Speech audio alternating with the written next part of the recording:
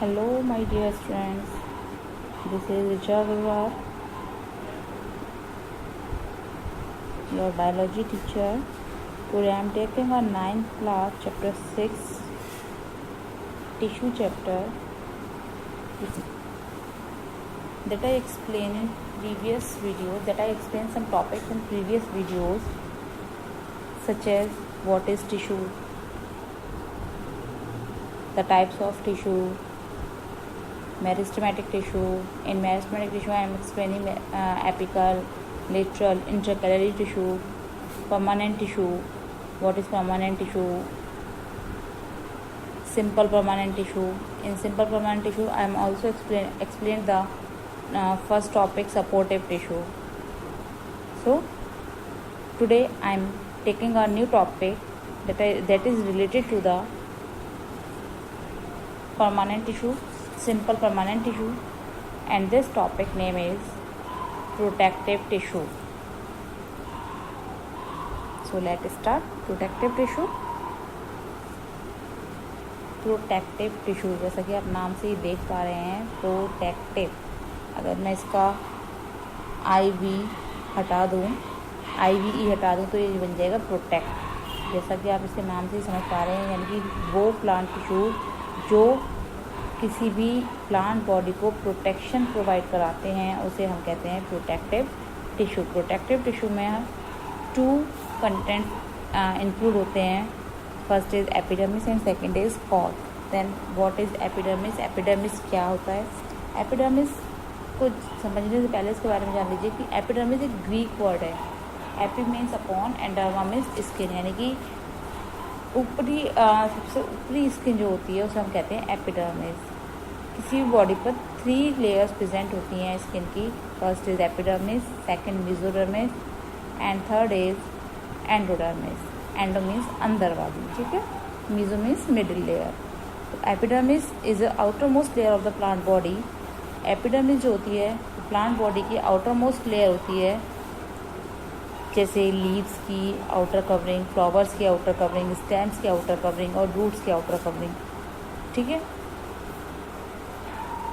Epidermis जो होती है वो सिंगल लेयर ऑफ सेल्स की बनी होती है। Epidermis is made up of a single layer of cell and covered with cuticle, और एक वैक्सी लेयरिंग की तरह कवर्ड रहती है। वैक्सी लेयरिंग को हम क्या कहते हैं? क्यूटिकल, यानी कि वो एक क्यूटिकल की तरह कवर्ड होती है। क्यूटिकल क्या होता है? Cuticle is a vaccine coating present on the epidermis. Cuticle जो होता है वो एक वैक्सी कोटिंग होती है जो वाटरप्रूफ होती है प्लांट बॉडी की लेयर में, प्लांट बॉडी के पार्ट्स पर, जो प्लांट को प्रोटेक्शन प्रोवाइड कराती है। मोस्टली क्यूटिकल जो होती है वो हर तरह के पौधे पर पाई जाती है, लेकिन जो जीरोफाइटिक प्लांट्स होते हैं, जीरोफाइटिक कहते हैं जो डेजर्टिक प्लांट्स होते हैं, जो रेगिस्तान में ग्रो करते हैं प्लांट्स, उनमें जो क्यूटिकल होती है वो थोड़ी थिक होती है। Cuticle of xerophytic plants are thicker. Cells form a continuous layer, यानी कि जो एपिडर्मिस की जो सेल्स होती हैं वो एक कंटिन्यूस लेयर बनाती हैं। बट इन लीव्स पर ये जो एपिडर्मिस की लेयर होती है, लीव्स पर हम जानते हैं कि स्टोमेटा प्रेजेंट होते हैं, तो स्टोमेटा की प्रेजेंस होने की वजह से लीव्स पर एपिडर्मिस के बीच बीच में स्मॉल ओपनिंग्स प्रेजेंट होती हैं, जिसे हम कहते हैं स्टोमेटा, ठीक है। स्टोमेटा जो होते हैं वो कवर्ड होते हैं, घिरे होते हैं किसके द्वारा? Kidney bean shaped guard cells के द्वारा। जो गार्ड सेल्स होती हैं ये ओपन और क्लोज होती हैं in the process of transpiration and exchange of gases. Next आते हैं function. What is the function of epidermis? Epidermis का जो मेन फंक्शन होता है, main function is to protect the plant from desiccation and infection. Epidermis का जो main function होता है वो प्लांट को प्रोटेक्ट करना होता है फ्रॉम किससे? डेसिकेशन और इन्फेक्शन से। क्यूटिकल जो होता है एपिडर्मिस का वो क्या करता है? वो हेल्प करता है वाटर लॉस को रिड्यूस करता है, यानी कि जब प्लांट्स में ट्रांसपिरेशन की प्रोसेस होती है, यानी कि प्लांट्स में जब वाटर इवापोरेट होता है in form of water vapours, तो क्यूटिकल जो होती है वो प्लांट से वाटर लॉस को रिड्यूस कर देती है, जिससे जो वाटर होता है प्लांट बॉडी के अंदर, उसकी कमी नहीं होती है। उसके साथ साथ क्यूटिकल जो होता है वो पैथोजन की एंट्री को भी प्रिवेंट करता है। पैथोजन मीन्स माइक्रोब्स जो होते हैं जो प्लांट को हार्म पहुंचा सकते हैं, उनसे भी प्रोटेक्ट करता है। It is A diagram of epidermis. ये आप देख रहे हैं डायग्राम है जो कि लीफ एपिडर्मिस का डायग्राम शो किया है। ये सबसे ऊपर एपिडर्मिस है, बीच में मेसोफिल है एंड ये है लोअर एपिडर्मिस।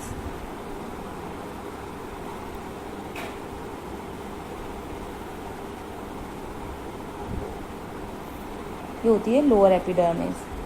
तो अपर एपिडर्मिस के ऊपर लेयर अपर एपिडर्मिस और लोअर एपिडर्मिस दोनों के ऊपर एक एक क्यूटिकल की लेयर होती है जो प्लांट से ट्रांसपिरेशन की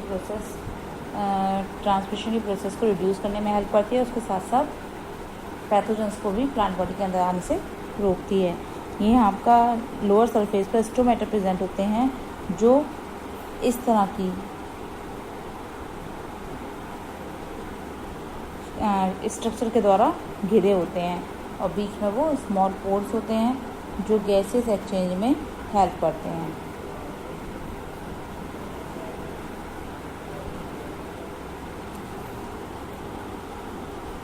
नेक्स्ट आता है स्टोमेटा। स्टोमेटा क्या होता है? It is A small pores. ये स्मॉल पोर्स होते हैं जो मोस्टली ग्रीन स्टेम पर, ग्रीन लीव्स पर पाए जाते हैं। देखिए मैंने आपको बताया था इस तरह का किडनी बीन स्ट्रक्चर शेप होता है इनका, आपस में ये दोनों जुड़े होते हैं।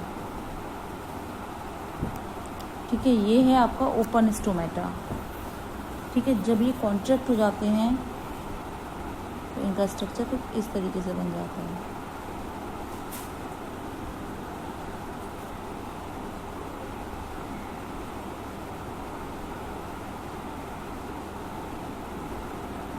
इस तरीके से each stomata is bounded by a pair of specialised epidermal cell और 2 kidney shaped cells called guard cell. हर एक स्टोमेटा यानी कि हर एक स्मॉल पोर जो होता है वो एक किडनी बीन शेप के स्ट्रक्चर के द्वारा घिरा होता है जिसे हम कहते हैं गार्ड सेल्स। गार्ड सेल्स जो होती हैं वो केवल एपिडर्मल सेल्स होती हैं जिसमें क्लोरोप्लास्ट होता है, वो वहाँ से कलरफुल ग्रीन कलर की होती हैं, बाकी कलरलेस होती हैं। गार्ड सेल्स जो होती हैं वो मोस्टली मैंने आपको पहले ही बताया था प्लांट में रेस्पिरेशन यानी कि गैसेस एक्सचेंज और ट्रांसपिरेशन की प्रोसेस के लिए ही रिस्पॉन्सिबल होती हैं, क्योंकि जब ट्रांसपिरेशन या रेस्पिरेशन की प्रोसेस होती है तो ये ओपन और क्लोज्ड होती हैं। What is the function of stomata? Stomata's function is it allow gaseous exchange to occur during photosynthesis and respiration. ये gaseous exchange को अलाउ करती हैं फोटोसिंथेसिस की प्रोसेस में और रेस्पिरेशन में। उसके साथ साथ ट्रांसपिरेशन में भी ये हेल्प करती है क्योंकि इन्हीं की हेल्प से वाटर वेपर्स जो होती हैं वो प्लांट बॉडी से वाटर जो होता है वो वेपर्स क्योंकि प्लांट बॉडी से बाहर निकलता है।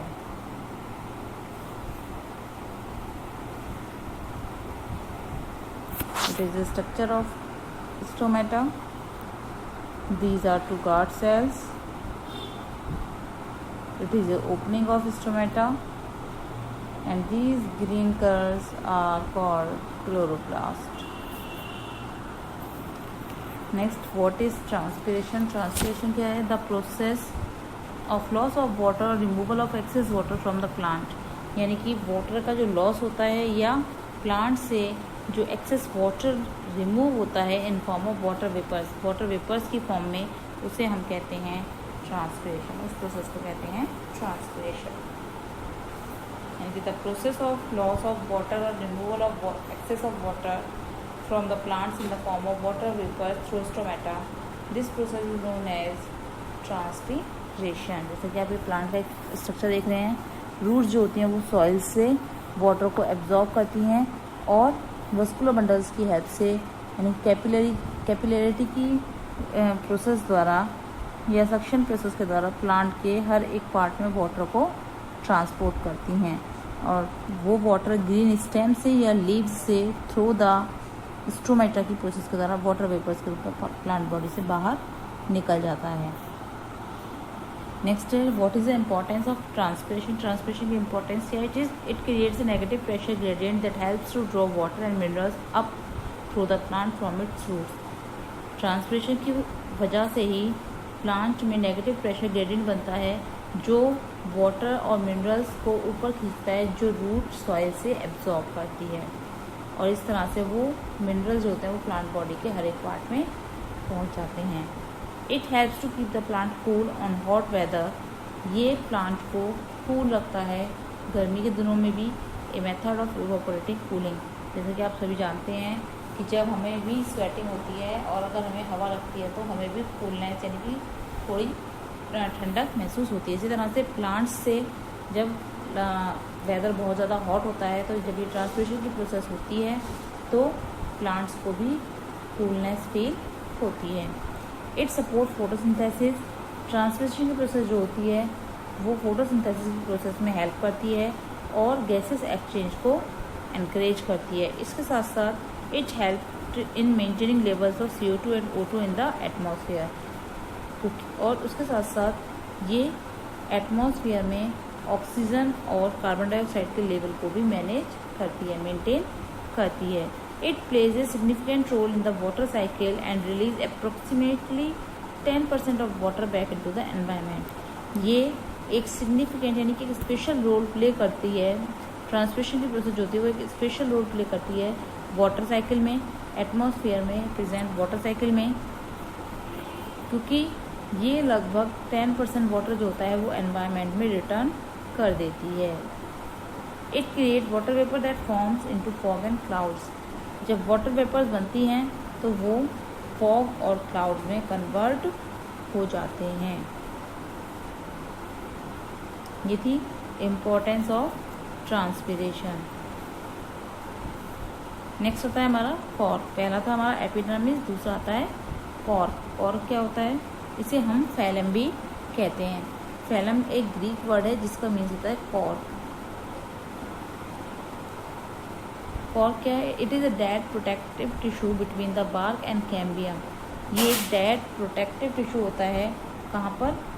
प्लांट के बार्क और कैम्बियम के बीच में। इसमें प्लांट के बार्क यानी कि प्लांट की जो छाल होती है, आउटर कवरिंग जो होती है, और उसके नीचे यानी कि उसमें जो कैम्बियम प्रेजेंट होता है, यानी कि जहाँ पर वस्कुलर बंडल्स प्रेजेंट होते हैं, उसके बीच की जो लेयर होती है उसे हम कहते हैं कॉर्क। इन वुडी प्लांट्स, और ये केवल वुडी प्लांट्स में पाई जाती है।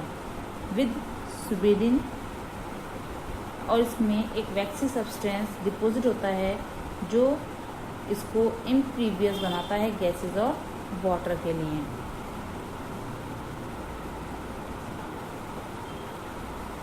ये हम कह सकते हैं it found in all dicot stems and root the cells of protective tissue at the periphery change into cork cells. Old dicot stem और रूट्स जो होते हैं उसमें जो प्रोटेक्टिव टिश्यू के सेल होते हैं वो धीरे धीरे चेंज हो जाते हैं किसमें? कॉर्क सेल्स में।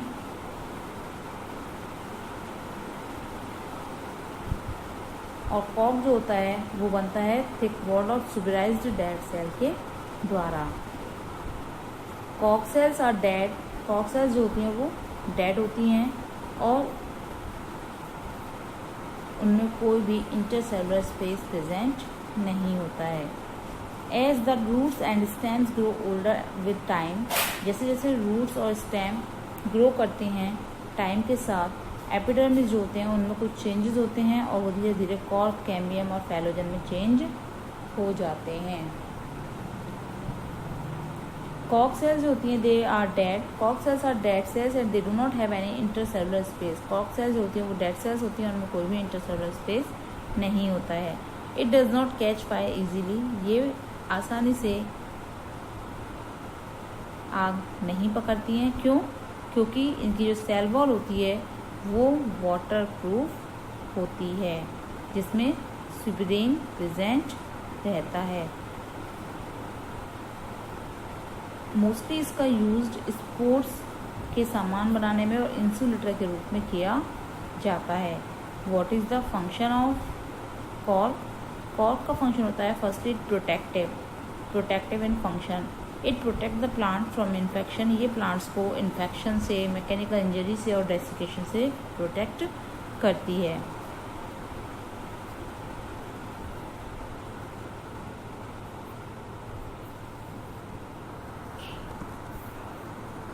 कमर्शियल यूज़ क्या होता है इसका?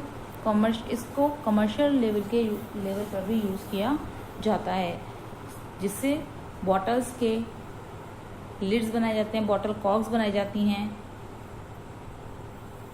स्टॉपर्स बनाए जाते हैं और थर्मल इंसुलेटर्स भी बनाए जाते हैं, और इसको एक शॉक एब्जॉर्बर के रूप में भी यूज़ किया जाता है।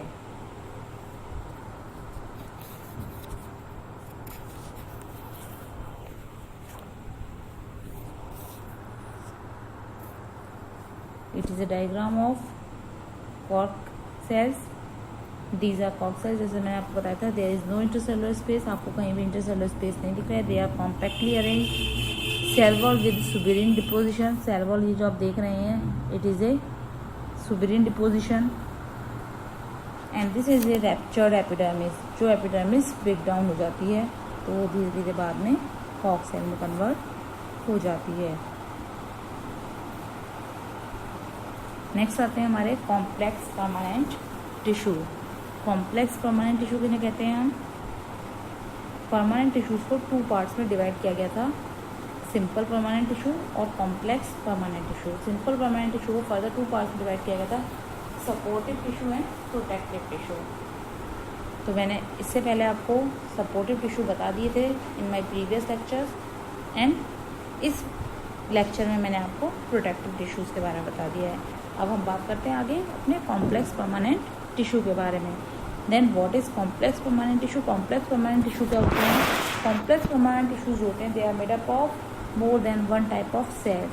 Complex permanent tissues are made up of, यानी कॉम्प्लेक्स परमानेंट टिश्यू जो होते हैं वो एक से ज़्यादा सेल्स के बने होते हैं, एक से ज़्यादा प्रकार की सेल्स के बने होते हैं। कॉम्प्लेक्स परमानेंट टिश्यूज जो होते हैं वो some tissues are living and some tissues are dead. कुछ टिश्यूज लिविंग होते हैं तो कुछ टिश्यूज डेड होते हैं। And they work together as a unit, और वो एक साथ वर्क करते हैं एक कॉमन यूनिट की तरह, ठीक है। दस तो कॉम्प्लेक्स परमानेंट टिश्यू को 2 पार्ट्स में डिवाइड किया गया है। First is xylem and second is phloem. When xylem and phloem work together it will be called vascular bundles. जब कॉम्प्लेक्स टिश्यू को 2 पार्ट्स में डिवाइड किया गया है, जाइलम एंड फ्लोएम, और जब जाइलम और फ्लोएम दोनों एक साथ वर्क करते हैं तो उसको हम कहते हैं vascular bundle. Hence they are together known as vascular tissues. They coordinate together to perform the same specialised function. जब एक दूसरे के साथ कोऑर्डिनेट करते हैं तो एक सेम स्पेशलाइज्ड फंक्शन को प्लांट बॉडी में परफॉर्म करते हैं, इसीलिए इनको 2 टाइप्स में डिवाइड किया गया है, xylem and phloem. Xylem and phloem. First xylem. Xylem क्या है? Xylem is a Greek word xylon. Xylem एक ग्रीक वर्ड है जाइलोन, जिसका मीन्स होता है wood.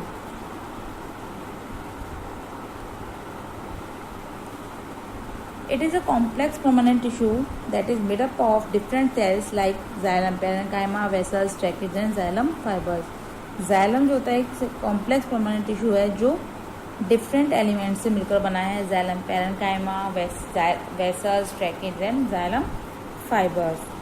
It is a mechanical tissue. Xylem is a mechanical tissue that is responsible for mainly conduction of water and minerals from root to the top of the plant body. Xylem जो होता है वो एक mechanical tissue है और mostly responsible होता है water के कंडक्शन के लिए, वाटर और मिनरल्स के कंडक्शन के लिए। कहाँ से? क्योंकि जो वाटर एब्जॉर्ब किया जाता है वो रूट्स के द्वारा एब्जॉर्ब किया जाता है फ्रॉम द सॉइल से रूट्स वाटर और मिनरल्स को एब्जॉर्ब करती हैं, और वाटर्स के अंदर डिफरेंट टाइप्स के मिनरल्स डिजॉल्व होते हैं, तो मिनरल्स भी उसके साथ एब्जॉर्ब कर लिए जाते हैं। तो जाइलम जो होता है वो वाटर और मिनरल्स को सॉइल से रूट की हेल्प से एब्जॉर्ब करता है और प्लांट बॉडी के डिफरेंट पार्ट्स में ट्रांसपोर्ट करता है, इसीलिए इसको हम वाटर कंडक्टिंग टिश्यू भी कहते हैं। Xylem contains 4 kinds of cell. Xylem में 4 टाइप्स की सेल्स प्रेजेंट होती हैं। Xylem parenchyma, vessels, tracheids and xylem fibres, जिसमें जाइलम पैरेन्काइमा लिविंग सेल है, जबकि vessels, tracheids and xylem fibres जो होते हैं वो डेड सेल्स होते हैं।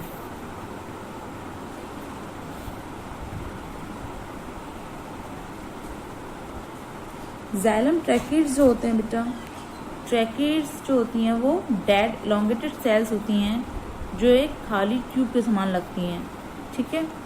और मोस्टली ये टेरिडोफाइट्स और जिम्नोस्पर्म्स में पाई जाती हैं, यानी कि लोअर मस्कुलर प्लांट्स में पाई जाती हैं, एंजियोस्पर्म्स में एब्सेंट होती हैं। जबकि जाइलम वेसल्स जो होती हैं ये ट्यूबुलर स्ट्रक्चर होता है और मोस्टली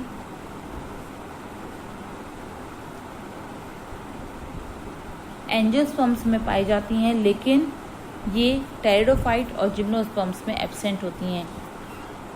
ट्रैकीड्स और वेसल्स जो होती हैं वो एक दूसरे के जस्ट अपोजिट होती हैं। ट्रैकीड्स जो होती हैं वो लोअर प्लांट्स में पाई जाती हैं, जबकि एंजियोस्पर्म्स में एब्सेंट होती हैं, जबकि वेसल्स जो होती हैं वो एंजियोस्पर्म्स में पाई जाती हैं और लोअर प्लांट्स में एब्सेंट होती हैं। नेक्स्ट आते हैं हमारे xylem fibres. Xylem fibres is also dead tissues, they are long narrow tissue, इनको हम वुड फाइबर्स भी कहते हैं। मोस्टली ये वुडी डाइकॉट प्लांट्स में पाए जाते हैं। इनका जो मेन फंक्शन होता है वो होता है प्लांट को मैकेनिकल सपोर्ट प्रोवाइड कराना। नेक्स्ट आते हैं जाइलम पैरेन्काइमा। जाइलम पैरेन्काइमा जो होता है वो होता है living cell, living tissue. It is a living tissue that have a cellulosic cell wall, जिसमें सेलुलोज की सेल वॉल प्रेजेंट होती है। मोस्टली प्राइमरी और सेकेंडरी जाइलम में पाए जाते हैं। उसका मेन फंक्शन होता है फूड को स्टोर करना और वाटर के कंडक्शन में हेल्प करना। अब हम what is the function of xylem? Xylem help in the conduction of water and minerals in the plant body. It transport water and minerals in only one direction. हाँ, एक चीज़ और, xylem जो होता है वो यूनिडायरेक्शनल होता है, यानी कि केवल एक दिशा में, यानी कि वन डायरेक्शन में मूव करता है। वाटर का जो कंडक्शन करता है वो रूट से प्लांट के डिफरेंट पार्ट्स में कंडक्शन करता है, यानी कि प्लांट में वाटर ऊपर की तरफ ही मूव करता है, चाहे वो इधर की तरफ साइड से जाए या इधर की तरफ साइड से जाए, लेकिन आप देख रहे हैं कि वो ऊपर की तरफ ही मूव कर रहा है। तो one direction from roots towards the upper part of the plant, root से प्लांट्स के अपर पार्ट्स में मूव करता है।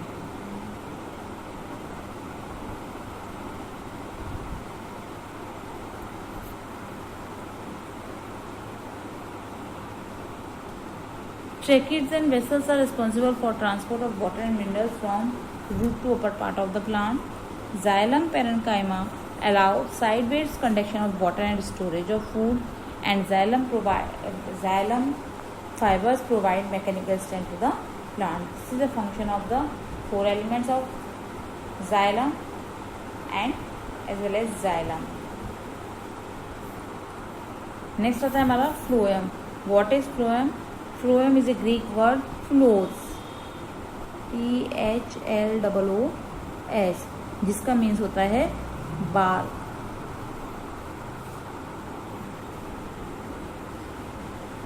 Phloem is a living conducting tissue. Phloem एक लिविंग कंडक्टिव टिश्यू होता है जो डिफरेंट सेल्स से बना होता है, जैसे companion cell, sieve tube, phloem fibres and phloem parenchyma. Xylem में भी आपके 4 एलिमेंट्स थे और फ्लोएम में भी आपके 4 एलिमेंट्स हैं।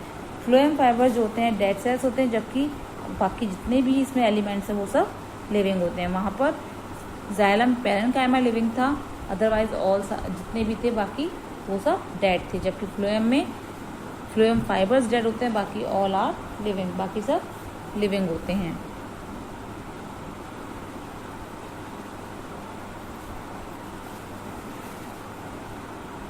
It is a diagram of phloem. It is a phloem parenchyma.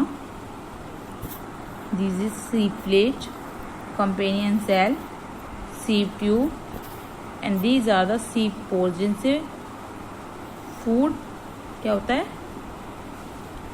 एक पार्ट से दूसरे पार्ट तक पहुंचता है, यानी कि जहां से कंडक्शन होता है।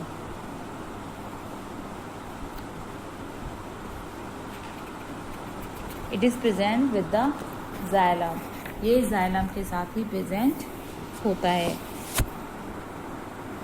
फर्स्ट हम बात करेंगे सीव ट्यूब्स के बारे में। सीव ट्यूब जो होती है, this is the main conductive part of phloem. ये फ्लोएम का मेन कंडक्टिंग पार्ट होता है। ये सिलिंड्रिकल शेप में होती है, वर्टिकल रोज में अरेंज्ड होती हैं, and they are joint end to end, एक दूसरे के साथ एंड टू एंड जुड़ी होती हैं।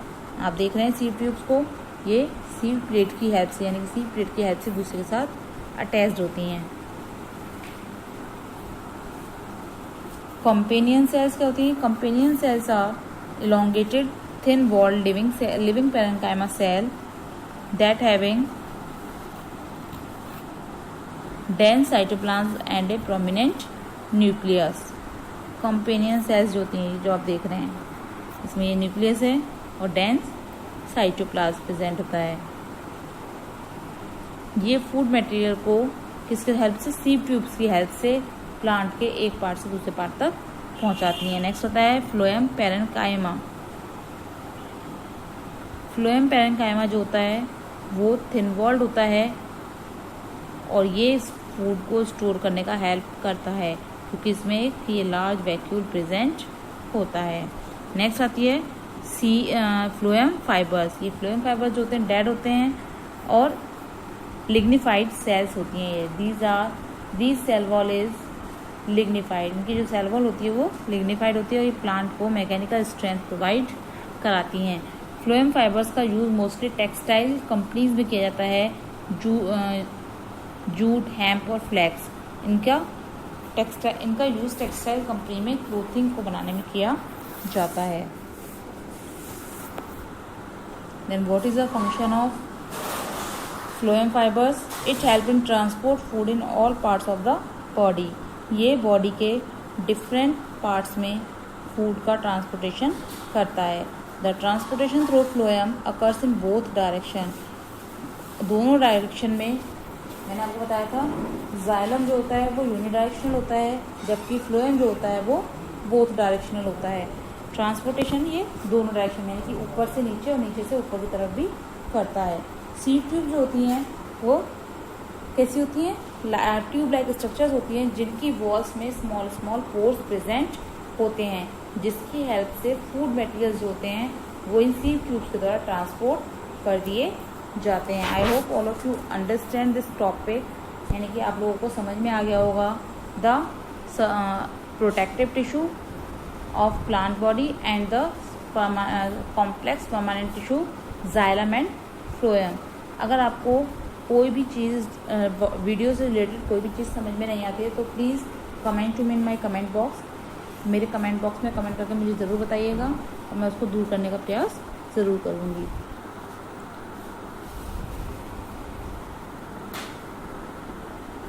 Thank you so much.